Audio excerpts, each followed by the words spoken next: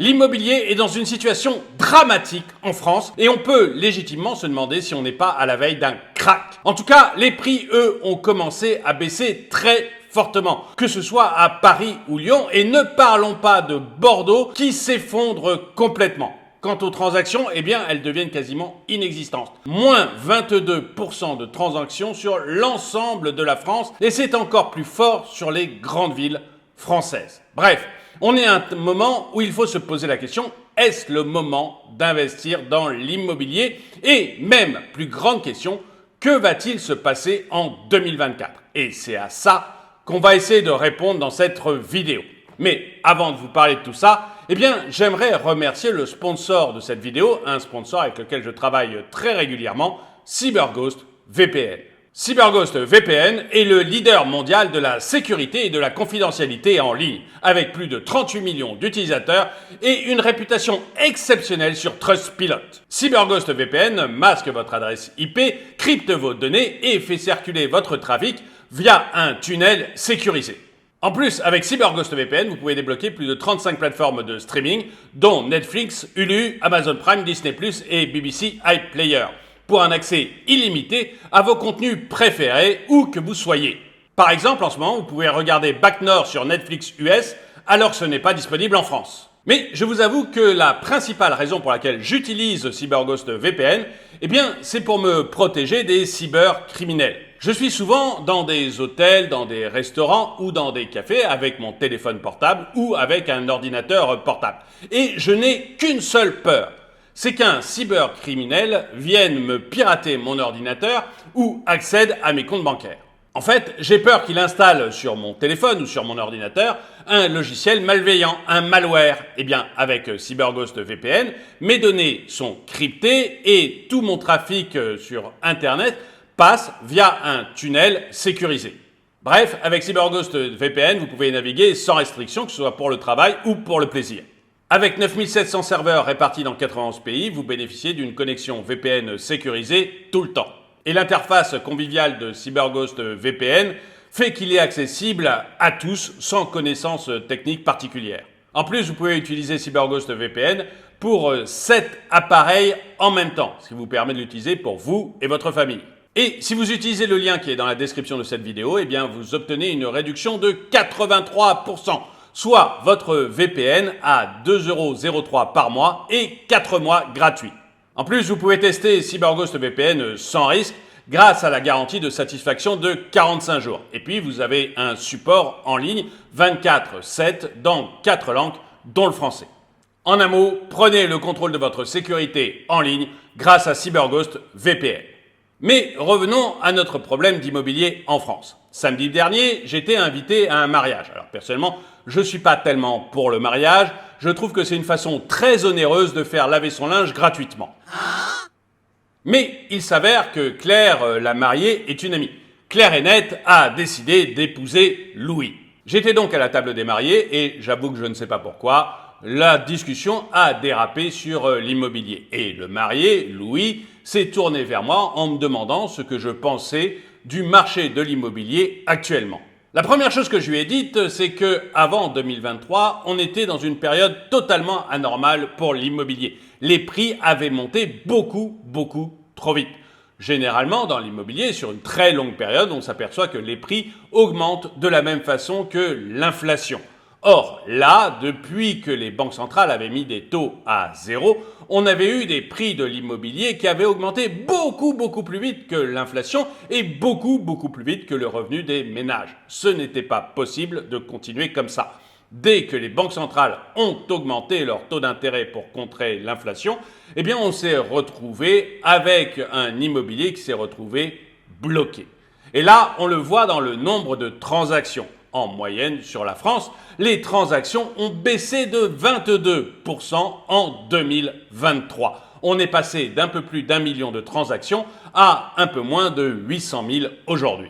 Quand vous avez une baisse des transactions, vous avez forcément à un moment une baisse des prix. Vous savez, c'est ce que j'ai toujours expliqué sur cette chaîne.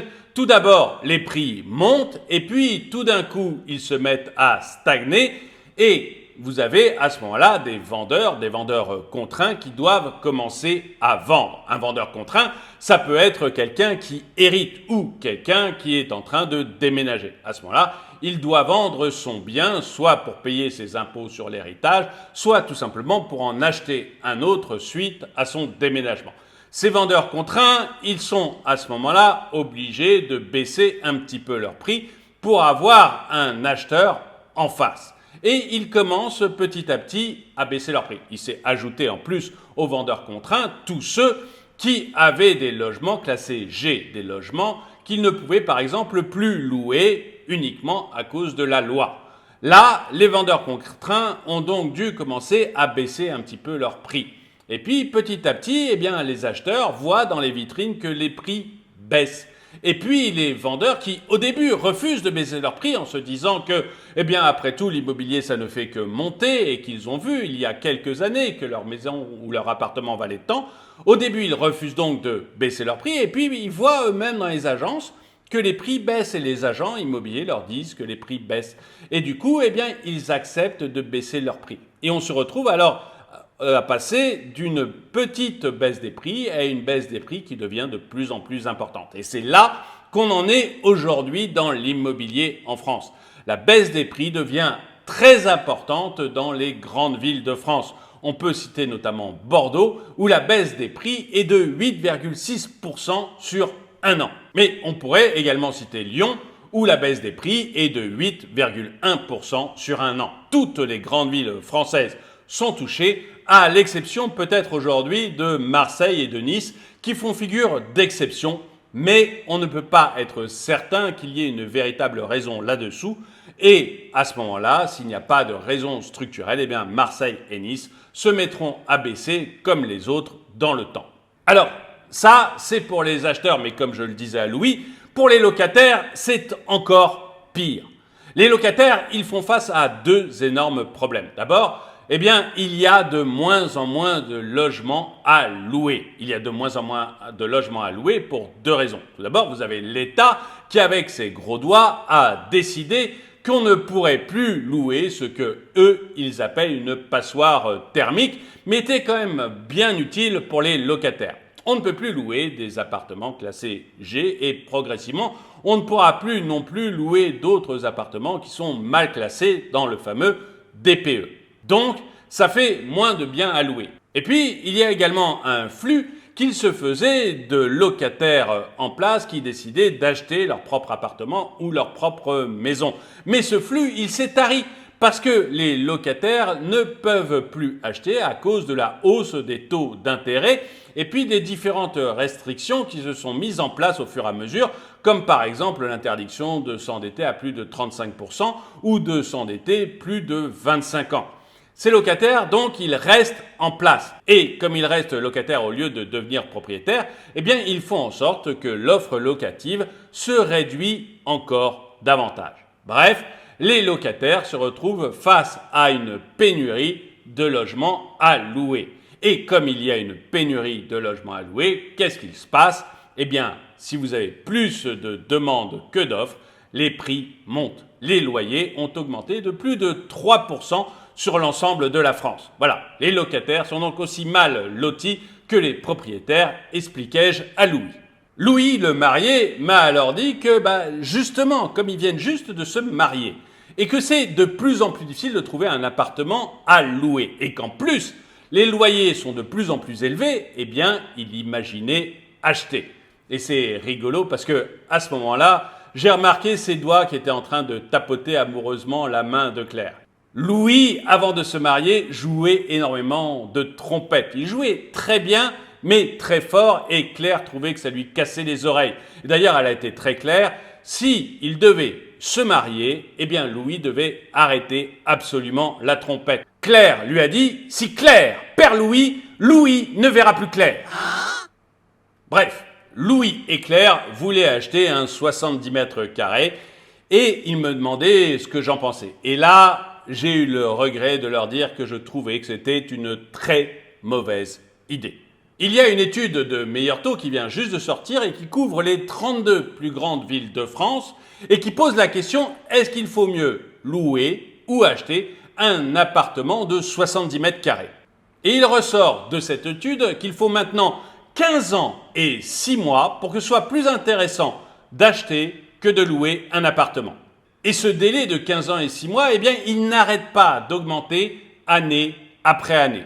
En 2022, c'était 13 ans et 9 mois. En 2021, c'était 5 ans et 8 mois. Et en 2019, il suffisait d'1 an et de 9 mois pour qu'il soit plus intéressant d'acheter que de louer. Du coup, on peut vraiment s'interroger sur la pertinence d'acheter au lieu de louer. Parce que s'il faut 15 ans et 6 mois pour que ce soit plus intéressant d'acheter que de louer, eh bien, on ne reste en moyenne que 7 ans dans son appartement ou sa maison. Bref, on reste 2 fois moins longtemps que la durée qu'il faudrait pour que ce soit plus intéressant d'acheter que de louer. D'autant, disais-je à Louis, que eux viennent juste de se marier. Et comme ils viennent juste de se marier, ils envisagent peut-être d'avoir des enfants avant 15 ans.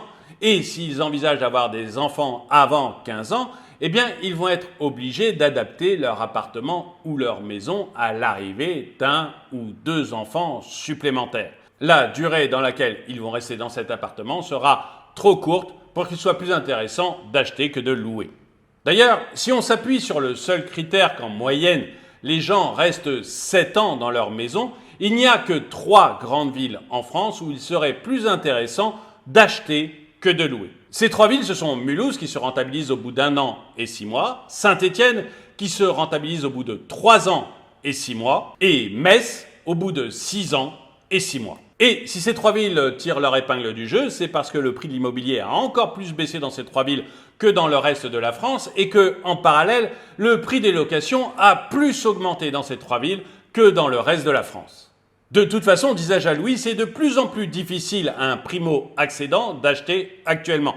Le taux d'effort de 35% est quand même important et en plus, les banques demandent un apport personnel de plus en plus fort. Justement, me disait Louis, on a 60 000 € de côté et on aimerait l'utiliser comme apport personnel. 60 000 €, ça tombe bien, c'est le chiffre qui est dans l'étude de Meilleur Taux. Et 60 000 €, eh bien, ça permet à des primo-accédants qui ont la trentaine d'acheter à peu près 50 mètres carrés. Mais je lui ai dit que même si son apport personnel de 60 000 € lui permettait d'acheter 50 mètres carrés dans la plupart des villes de France, eh bien, il n'était pas judicieux de le faire pour toutes les raisons que je venais de lui expliquer. Yvan Marolex a alors dit que lui allait acheter 120 mètres carrés. Il n'est pas primo-accédant, il a déjà un appartement et il cherche à acheter un peu plus grand. Bref, il veut acheter 120 mètres carrés. Yvan Marolex est l'époux d'Éléonore Marolex. Et ils vivent ensemble depuis une dizaine d'années, une parfaite, belle histoire d'amour. Elle l'appelle mon gros ours parce qu'il a un peu grossi, il l'appelle ma poule parce qu'elle lui mange son blé. Bref, Yvan et Éléonore vont acheter un nouvel appartement un peu plus grand. Immobilièrement parlant, eh bien, les secondo-accédants, ceux qui ont déjà un bien immobilier et qui le revendent pour en acheter un autre, sont mieux lotis que les primo-accédants. C'est d'ailleurs eux qui sont aujourd'hui les locomotives du marché immobilier. Dans 92% des villes, les secondo-accédants peuvent acheter environ 120 mètres carrés. C'est Claire, la mariée, qui avait entendu tout ce qu'on s'était dit, qui est alors venue à la charge. Elle m'a demandé si par hasard il valait mieux qu'ils attendent 2024 pour acheter. J'étais ennuyé parce que je n'ai pas de boule de cristal.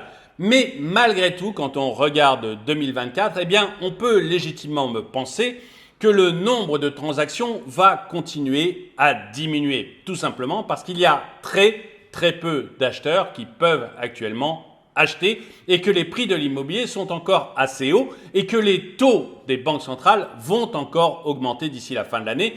On parle d'un taux à 5% pour ceux qui empruntent à la fin de l'année. Bref, comme les taux vont continuer à augmenter et qu'il y aura de moins en moins d'acheteurs puisque les prix, eux, de l'immobilier n'ont pas encore assez baissé, eh bien, le nombre de transactions va encore diminuer. Et comme je l'expliquais au début de la vidéo, eh bien, si le nombre de transactions continue à diminuer, vous allez avoir des vendeurs qui vont devoir baisser progressivement leur prix. Et donc, on devrait avoir sur 2024 au moins jusqu'à septembre 2024, une baisse des prix de l'immobilier qui continue. Il faut avoir en tête que pour compenser une hausse des taux qui est passée de 1% en janvier 2022 à 5% en décembre 2023, eh bien il faudrait une baisse des prix de l'immobilier de 30%. On est encore très loin de ce chiffre, donc la baisse va continuer et certains se demandent même si on n'est pas à la veille d'un krach immobilier. Franchement, personnellement, j'ai rassuré Louis et Claire, je n'en suis pas du tout certain. Par contre, une forte correction, c'est tout à fait possible. Il y a quand même une toute petite lumière au bout du tunnel, c'est que les banques ont réussi à reconstituer leurs marges. Elles gagnent de plus en plus d'argent, notamment sur les prêts immobiliers. Comme elles ont augmenté leurs marges, elles vont avoir beaucoup plus de facilité à prêter de l'argent. Et donc, certains acheteurs qui jusqu'ici étaient exclus des prêts par les banques parce qu'elles ne voulaient pas prendre ce risque, eh bien, vont pouvoir petit à petit revenir et on va voir petit à petit le nombre des acheteurs augmenter. Mais en attendant que ce nombre d'acheteurs soit suffisant, eh bien, le nombre de biens en vente va augmenter, les prix vont baisser et j'avais une mauvaise nouvelle pour Louis et Claire, les prix des locations, elles, vont continuer à augmenter fortement. Et j'aimerais savoir ce que vous en pensez. Est-ce que vous êtes d'accord avec moi pour dire que les prix vont continuer à baisser sur 2024, pour dire que ce n'est vraiment pas le moment d'acheter, qu'il vaut mieux attendre tranquillement que les prix continuent à baisser, ou est-ce que vous pensez que non, qu'on est arrivé vraiment à une baisse maximale et que c'est le moment de se repositionner à l'achat, d'autant plus que les loyers, eux, vont continuer à progresser et sont déjà relativement hauts. Dites-le moi dans les commentaires. Et avant de vous donner le dicton du jour, eh bien, j'aimerais remercier une dernière fois le sponsor de cette vidéo, CyberGhost VPN. Et n'oubliez pas que CyberGhost VPN, c'est la possibilité pour vous de surfer sur Internet tranquillement et sans restriction, que ce soit professionnellement ou uniquement pour vos loisirs. Et n'oubliez pas également que dans la description de cette vidéo, vous avez un lien pour aller sur CyberGhost VPN et bénéficier de 83% de réduction, soit votre VPN à 2,03 € par mois et 4 mois offerts. Et le dicton du jour, tous les champignons sont comestibles, mais certains une seule fois. Merci d'avoir regardé cette vidéo, mettez-lui un pouce vers le haut, commentez-la, partagez-la. Merci à tous ceux qui soutiennent la chaîne et moi je vous dis à très bientôt.